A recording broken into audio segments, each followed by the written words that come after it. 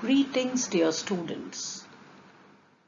We are going to learn about demand-supply theory of determining foreign exchange rate.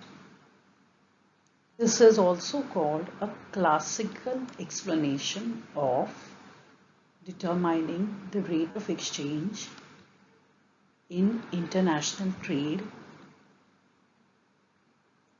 In the economic theory, while we learn about international trade,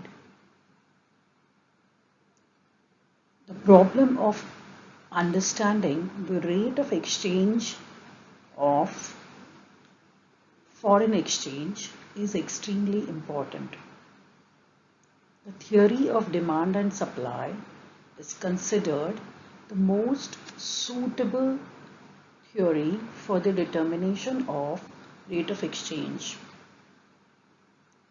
This is under inconvertible paper money standard in a free market.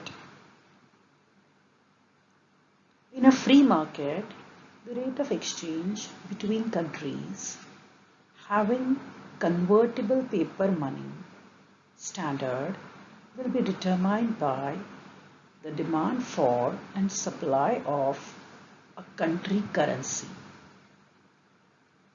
In other words, the external value of the currency in terms of foreign currencies depends on demand for and supply of any currency. Foreign exchange rates are the most common contract with foreign exchange occurs when we travel to buy things in other countries, or we import things from other countries or export from other countries. Suppose a US tourist is traveling to India and wants to buy a pair of clothes worth ₹1,000. If the current exchange rate is ₹45 per dollar, then the tourist will have to shell out $22.22. If the exchange rate increases to ₹40 per dollar, the tourist will have to shell out $25. If the exchange rate falls to ₹50 per dollar, the tourist will have to shell out only $20. Therefore, small changes in exchange rates of different currencies may not seem significant, but when billions of dollars of traded on any single day, even 1/100th of a percentage point change in exchange rates become important. A stronger Indian rupee indicates that Indians can buy foreign goods more cheaply. Our imports will be cheaper then. However, foreigners would find Indian goods costlier. Our exports will become more expensive. Hence, a strong Indian rupee would help imports to increase, but it will discourage exports. Alternatively, a weak Indian rupee indicates that foreign goods for Indians would be costly and foreigners would find Indian goods cheaper. Hence, a weak Indian rupee would help exports and it will reduce or discourage our imports. Exchange rates are an important consideration when making international investment decisions. The money invested overseas incurs an exchange rate risk. Exchange rates affect the prices of imported goods. overall level of price and wage inflation. It influences tourism patterns, consumers' buying decisions, and investors' long-term commitments. Now we will discuss determinants of foreign exchange rates. Exchange rates respond directly to all sorts of events, both tangible and psychological. These are business cycles, balance of payment statistics, political developments, new tax laws, stock market news, inflationary expectations, international investment patterns, and central bank policies. At the heart of this complex market are the same forces of demand and supply that determine the prices of goods and services in any free market.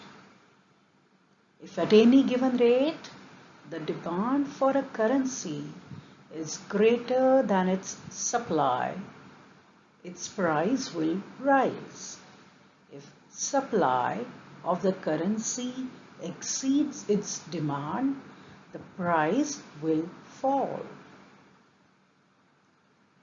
The supply of a nation's currency is influenced by that nation's monetary authority, usually its central bank or RBI in our own India.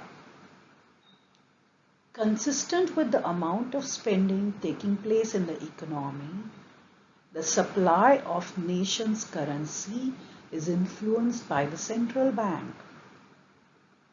Government and central banks always closely monitor the economic activity to keep money supply in the economy at a level appropriate to achieve their economic goals.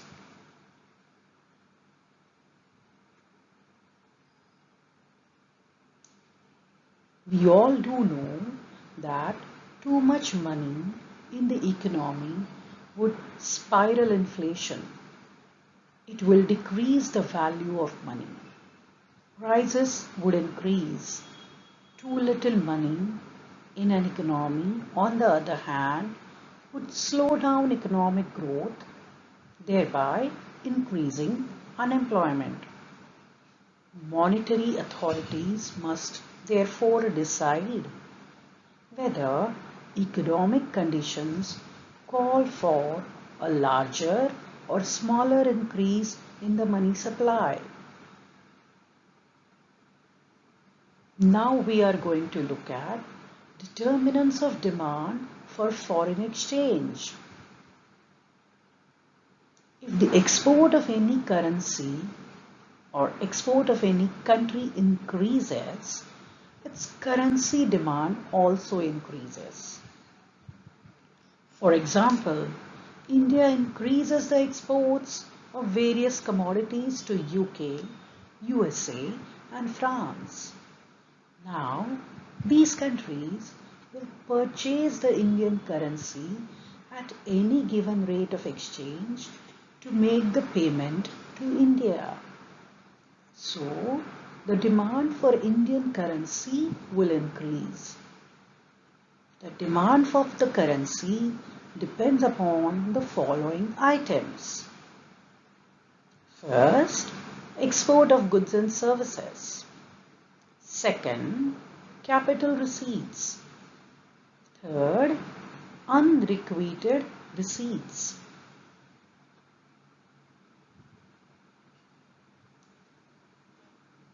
Determination of supply of foreign exchange. Supply of country's currency is the amount of its currency which it offers for sale at given rate of exchange. Supply of currency depends on house country or home country imports. If imports value in India is greater than exports value, balance of payment will also be unfavorable. Following are the main items which determine the supply of currency in any economy. First, import of goods and services. Second, unrequited payments. Third, capital payments. After understanding the nature of demand for and the supply of foreign exchange in any economy, we are now going to look at determination of rate of exchange using the demand supply theory's classic model. According to this theory, an equilibrium rate of exchange will be at that point when the value of total exports, goods as well as services included here, are equal to the value of total imports. We are also explained it by the following simple diagram. You can see that on the x-axis we have the quantity, while on the y-axis we have rate of exchange. There is a demand curve denoted by DD. There is a supply curve denoted by SS. These are demand and supply curves for foreign exchange in the country.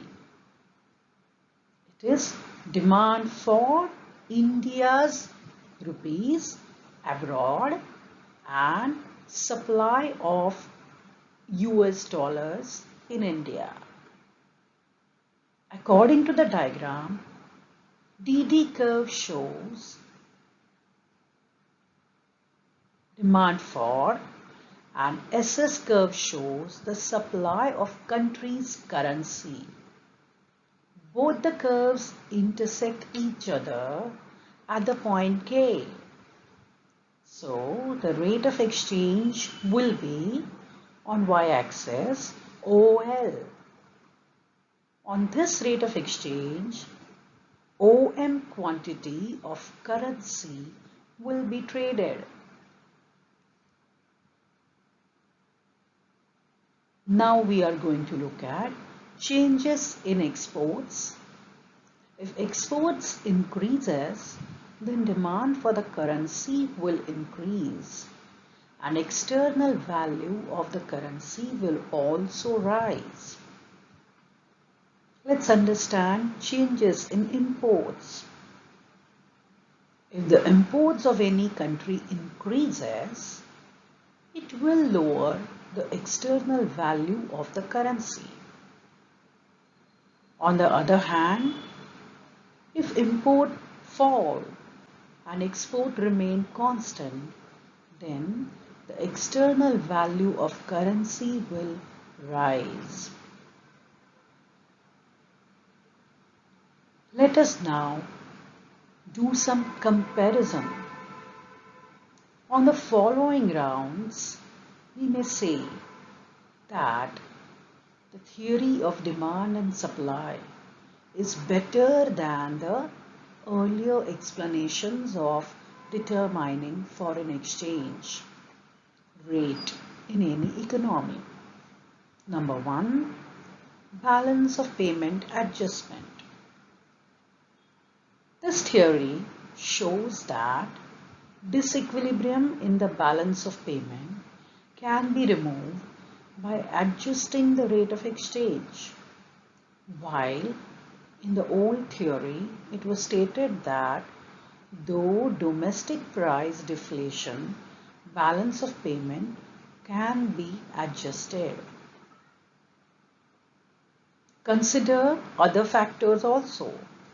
The modified theory takes into account all factors which influence the demand and supply of foreign exchange, including the price level. Third important criteria of evaluating the demand supply theory is that equipment analysis. The demand supply theory of foreign exchange determination also facilitates the equilibrium analysis. So, it is very useful for the determination of exchange rate.